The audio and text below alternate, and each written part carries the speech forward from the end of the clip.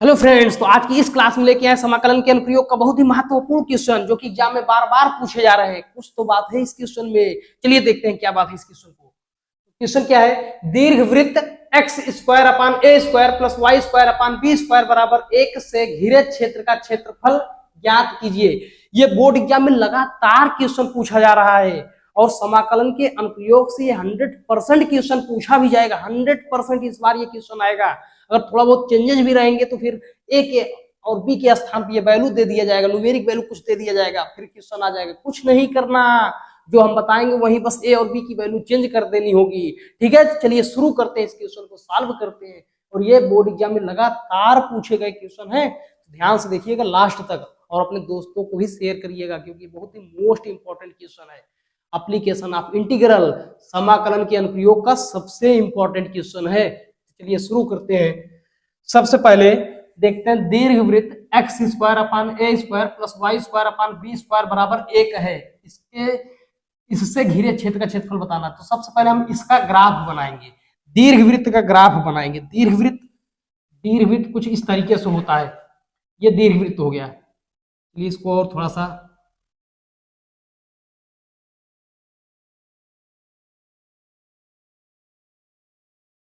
ये देखिए, ये बन गया दीर्घवृत्त। ये है वाई एक्सिस और ये बना दिए एक्स एक्सिस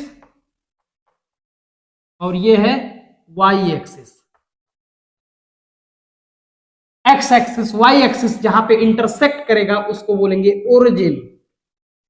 अब ध्यान से देखिएगा, दीर्घवृत्त जो इक्वेशन दिया है ना, x square upon a square plus y square upon b square बराबर 1, तो इसमें एक बार x का मान 0 रखेंगे ना तो ये वाला टर्म पूरा 0 हो जाएगा। तो y स्क्वायर का मान आ जाएगा b स्क्वायर, क्रॉस मल्टीप्लाई करेंगे तो y का मान आ जाएगा प्लस माइनस b। और जब y का मान 0 रखेंगे तो x का मान आ जाएगा प्लस माइनस a। ठीक है, तो यहां से ये पॉइंट आ गए हैं, इस पॉइंट का नाम दे देते हैं a, इस पॉइंट को a बोल देते हैं और a का मान आएगा a,0 और इस पॉइंट को नाम देते हैं c और इसका जो मान आएगा -a,0 और इसको बोल देते हैं c, इस पॉइंट को बोलते हैं c और इसका जो मान आएगा 0,b और इस पॉइंट को बोलते हैं d और इसका जो मान आ जाएगा पॉइंट आ जाएगा 0,-b।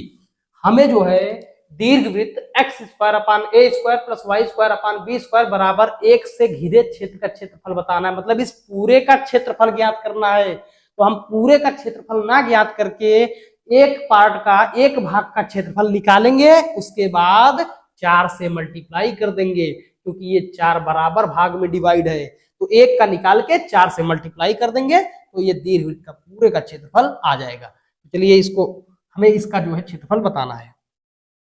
बताना पूरे का है, निकालेंगे एक का निकाल के 4 से कर देंगे मल्टीप्लाई। जब 4 से कर देंगे मल्टीप्लाई तो आ जाएगा दीर्घवृत्त का क्षेत्रफल। तो इसको हम बोल देते हैं OAC का क्षेत्रफल ना। तो हम पहले इसको निकालेंगे, तो यहां से आ जाएगा एरिया ऑफ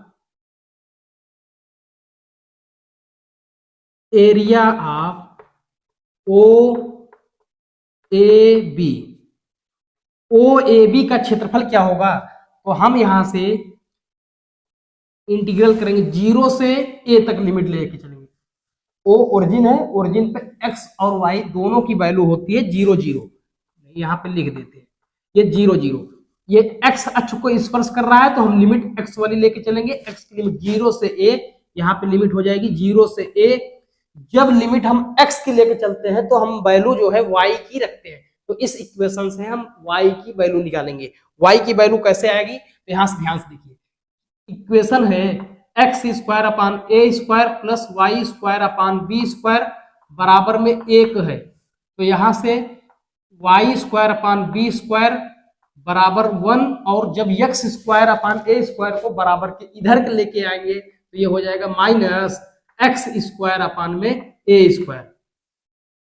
इसको सॉल्व करेंगे, x y square upon b square बराबर में इसका इसमें मल्टीप्लाई कर देंगे, हो जाएगा a square minus x square upon में a square.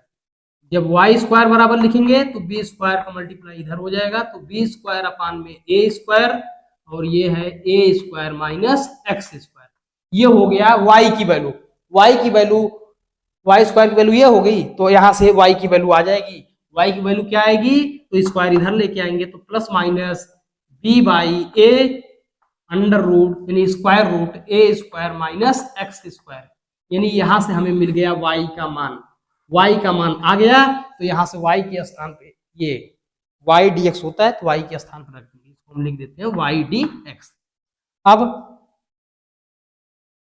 Area of O A B बराबर y का मान क्या है, b by A square root of A square minus x square D X, integration 0 से a।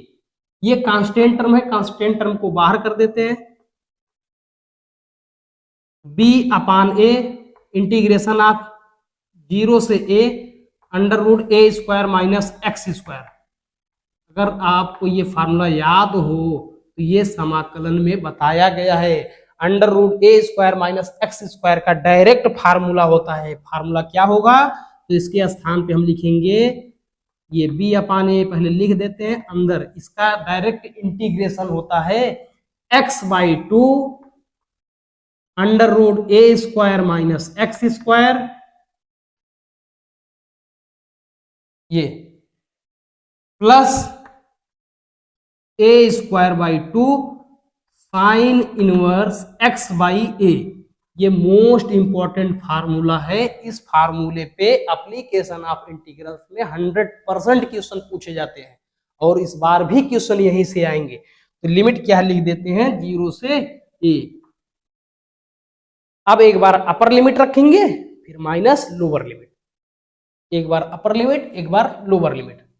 तो यहां सॉल्व कर देते हैं।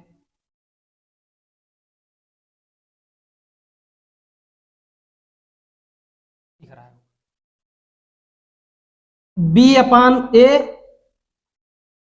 जब अपर लिमिट रखेंगे ना, ये देखिए, जब a रखेंगे यहाँ पे ए स्क्वायर, तो ए स्क्वायर माइनस ए स्क्वायर, ये टर्म 0 होगा, इसलिए पूरा 0 हो जाएगा। तो ये हो गया 0 upper limit, plus a square by 2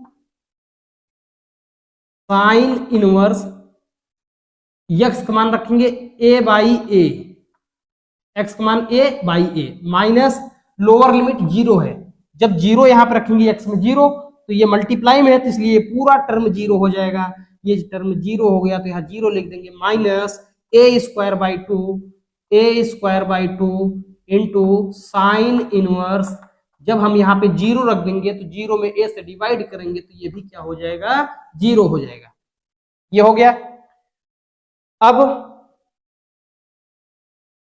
यहां पे लिखते हैं इसको, ये हो गया b by A, area O A B, area of O A B, area of O A B क्या आएगा, तो b बाई ए, ये देखिए ये टर्म 0 है, a बाई ए कट के 1 आ जाएगा। 1 जो होता है साइन पाई बाई 2 का मान होता है, तो साइन इनवर्स ये क्या हो जाएगा, पाई बाई 2, मतलब a square by 2 into pi by 2। ये 0 है, साइन 0 का मान 0 होता है, इसलिए ये टर्म 0 होगा, तो ये पूरा ओवरऑल वैल्यू 0 हो जाएगी। इसका मतलब आ चुका है area of O A B, मतलब इस दीर्घवृत्त में ओ ए बी का क्षेत्रफल, ओ ए सी, सॉरी सी है ना यहाँ पे, ये क्या है, सी है, ए ओ, ये सी है, इसको बी माने रहेंगे, ए ओ बी, ठीक है, कोई बात नहीं, ए ओ बी है। यहां से B by A into pi A square by 2 दूनी 4, यहां से ए से ए कट गया, मतलब आया कितना, पाई ए बी बटे में 4 स्क्वायर, मतलब वर्ग इकाई। ये अभी आया है एक भाग का क्षेत्रफल, मतलब इस दीर्घवृत्त के केवल एक भाग का क्षेत्रफल आ गया पाई ए बी। जब हमें पूरे दीर्घवृत्त का क्षेत्रफल निकालेंगे, मतलब यहां लिख देते हैं इसको, therefore therefore area of O A B C D, O A B C D is equal to, मतलब पूरे दीर्घवृत्त का जो एरिया आ जाएगा हम 4 into area of O A B multiply कर देंगे एक भाग का क्षेत्रफल से, 4 गुणे, अभी हम बताए ना एक भाग का क्षेत्रफल निकाल लिए, अब 4 बराबर भाग है इसलिए हम इसमें कर देंगे 4 से मल्टीप्लाई, तो ये हो जाएगा 4 इंटू एक भाग का क्षेत्रफल आया है पाई ए बी बाई 4, तो इसके स्थान पर लिख देंगे पाई ए बी बाई 4, तो 4 से 4 कैंसिल, तो पूरे का एरिया आ गया पाई ए बी। इतना आसान क्वेश्चन था ये, एग्जाम में कई बार पूछा है। ये क्षेत्रफल है इसलिए इसका मात्रक हम स्क्वायर यूनिट वर्ग इकाई लिख देते हैं, इसका मात्रक यही हो गया आंसर।